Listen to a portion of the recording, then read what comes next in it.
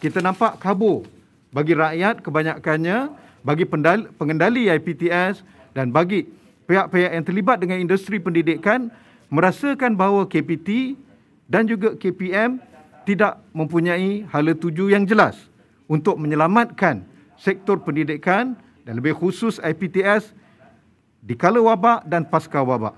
Maka saya menggesa agar pertamanya pihak IPTS berkolaborasi di dalam pelbagai aspek dan perkongsian pintar dengan IPTA. Jadi kita inginkan IPTS dan IPTA berkolaborasi sebagai satu kumpulan untuk bersama-sama memartabatkan pendidikan tinggi negara ini. IPTA dan IPTS harus juga bekerjasama untuk membangunkan dan berkongsi bahan sumber.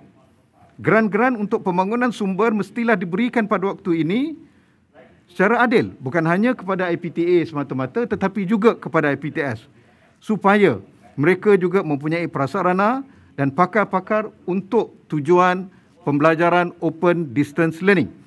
Ini boleh dilakukan apabila IPTS dan IPTA melakukan kerjasama, melakukan kolaborasi, perkongsian sumber, perkongsian pakar, perkongsian infrastruktur dan juga infostruktur.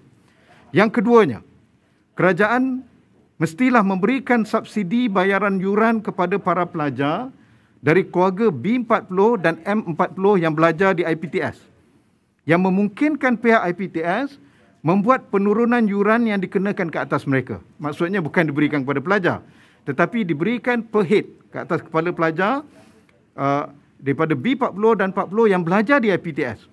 Supaya diberikan kepada IPTS supaya yuran mereka diturunkan. Jadi kepada para pelajar yang keluarganya terhempit dan juga berada dalam kemelut ekonomi, boleh terus belajar tanpa hempitan ataupun desakan untuk membayar yuran yang tinggi. Dan kita tahu IPTS yurannya lebih mahal daripada IPTA. Dan waktu ini ramai keluarga yang terjejas, terutamanya daripada B40 dan M40.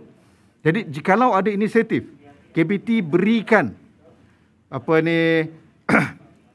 subsidi melalui IPTS ini per head, jadi dapat yuran itu diturunkan. Okey. Yang ketiganya, kita minta supaya IPTS diberikan tax holiday ataupun perihatan cukai buat tempoh 2 tahun sehingga keadaan kembali pulih dan mengambil kira IPTS sebagai salah sebuah industri yang penting bagi masa depan negara. Kita tak bicarakan tentang sehari dua, tetapi kita melihat seperti mana saya bawakan tadi unjuran 2025-2030, jikalau kita tidak selamatkan IPTS di waktu ini, apa yang kita ingin capai tidak akan dapat tercapai. Maka kerajaan perlu membuat pendekatan yang unconventional, di luar kebiasaan. Memberikan tax holiday sekurang-kurangnya 2 tahun supaya IPTS dapat bernyawa dan dapat meneruskan survival mereka.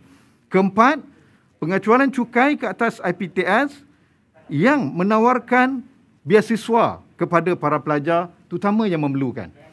Berapa beasiswa mereka berikan kepada para pelajar, maka diberikan potongan cukai.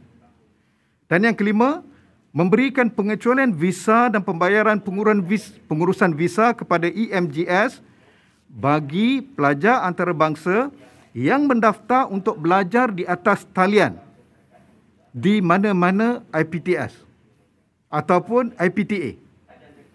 Kerana di waktu ini mereka tidak boleh datang ke Malaysia. Walaupun tak boleh datang, tapi bila mereka mendaftar nak belajar, mereka terpaksa bayar kepada yuran visa dan yuran kepada EMGS. Dan ini membebankan mereka.